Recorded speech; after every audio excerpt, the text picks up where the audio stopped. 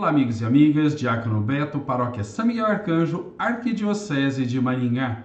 Invoquemos a Santíssima Trindade, Pai, Filho e Espírito Santo. Amém. Estamos hoje na nossa quarta reflexão sobre a história de Abraão. Que história bonita!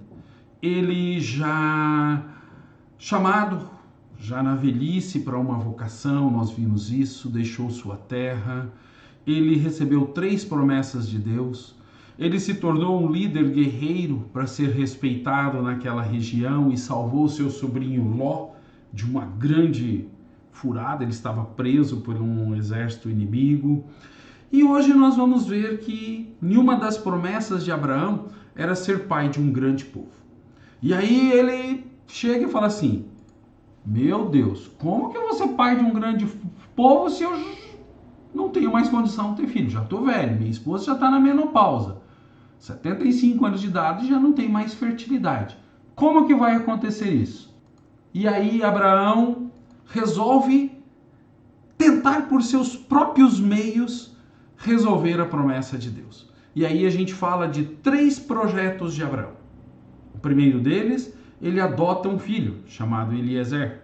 O segundo, ele tem um filho com sua escrava Agar.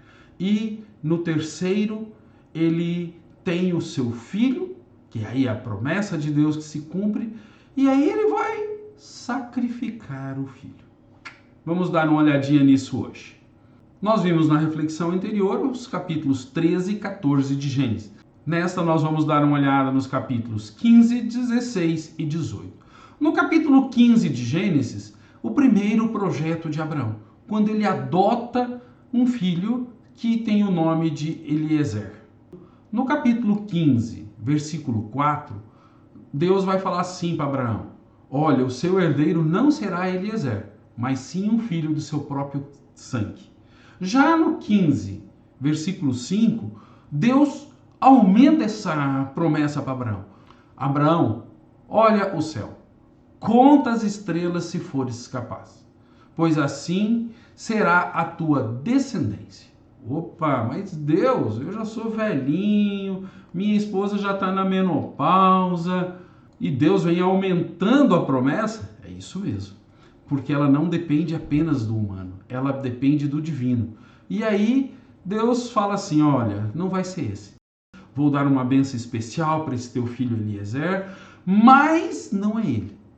Então Deus é contra a adoção? Não, tanto que ele dá uma bênção super especial para Eliezer. E parabéns hoje a todos aqueles que adotam. Deus deve olhar com muito carinho para quem faz uma adoção.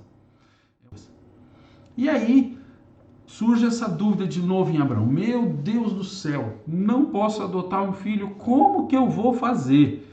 E aí surge novamente um pensamento muito comum naquela época. Existia escravidão, essa servidão. E Sara tinha escravas. Então as escravas eram propriedade dela.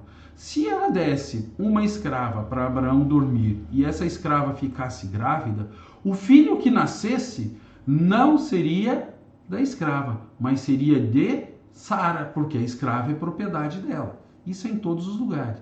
Aqui no Brasil, durante o período de escravidão, o nascimento não era do pai. A criança pertencia ao senhor do engenho. Então, aí entra o segundo projeto. Sara escolhe Agar.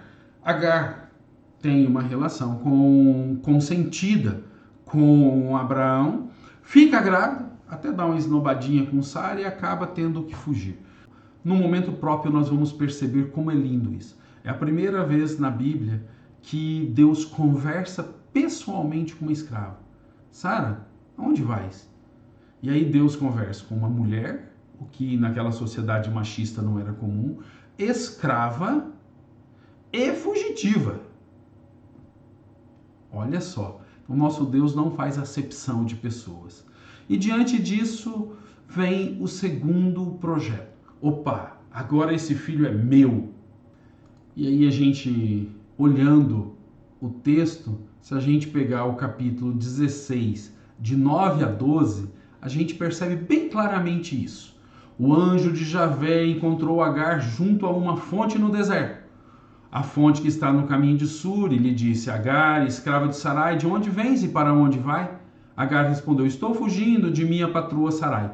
O anjo de Javé lhe disse: volta para a sua patroa e seja submissa a ela.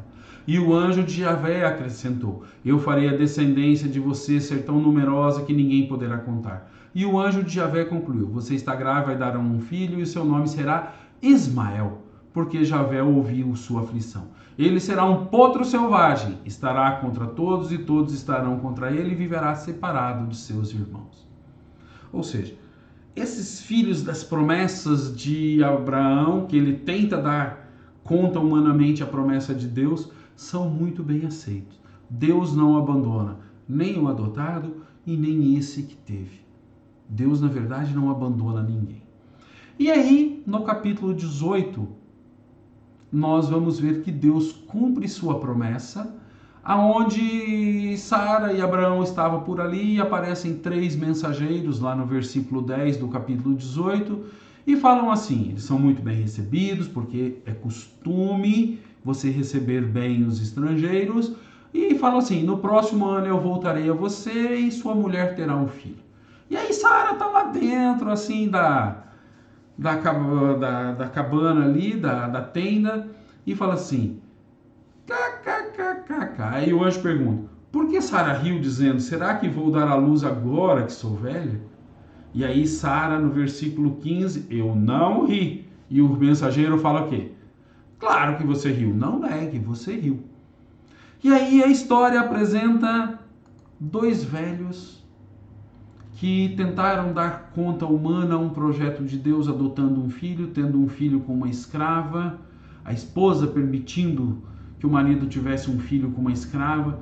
Todos são abençoados, mas não é o filho da promessa.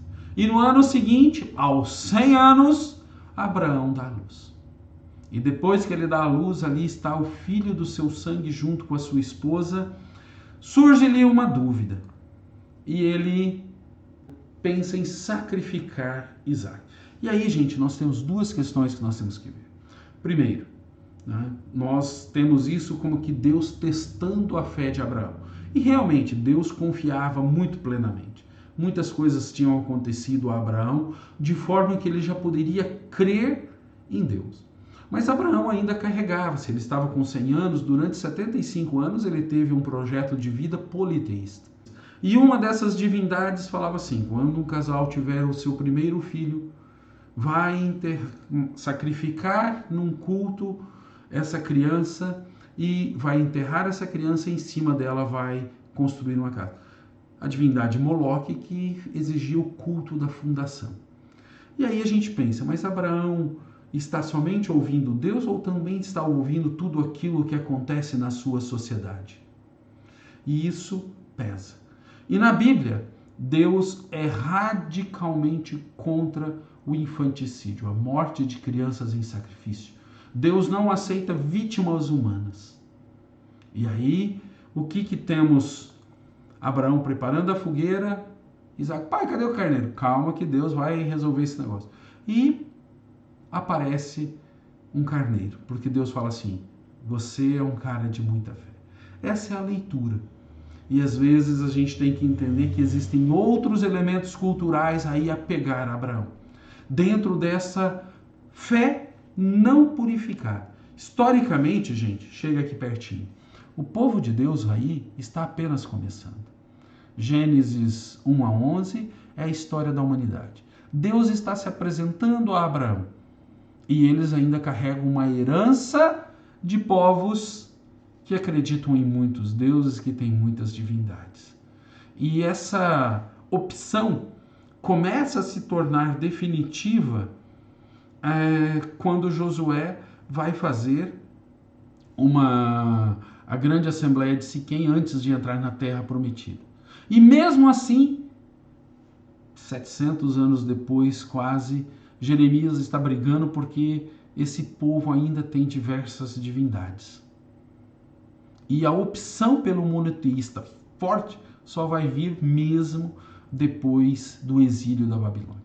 Até ali eles ainda são um povo que, como eu expliquei no curso passado, tem a polilatria, acredita em muitos deuses, cultua muitos deuses, o politeísmo, ou às vezes são politeístas com uma prática monolátrica. Até eles se tornarem monoteístas de verdade é uma longa caminhada. Então a gente fala assim, mas Deus testou Abraão? Deus não nos testa, gente. É impossível Deus nos testar porque foge da essência do amor você testar alguém. Sou casada há 35 anos e nunca testei minha esposa. Pelo contrário, eu protejo de tudo que possa lhe dar perigo. E assim ela também age comigo. A gente não testa os filhos da gente. A gente não ensina o filho da gente a tomada da choque enfiando o dedo dele. Então, nós temos que ler isso. O que é importante? Primeiro, as tentações estão por aí.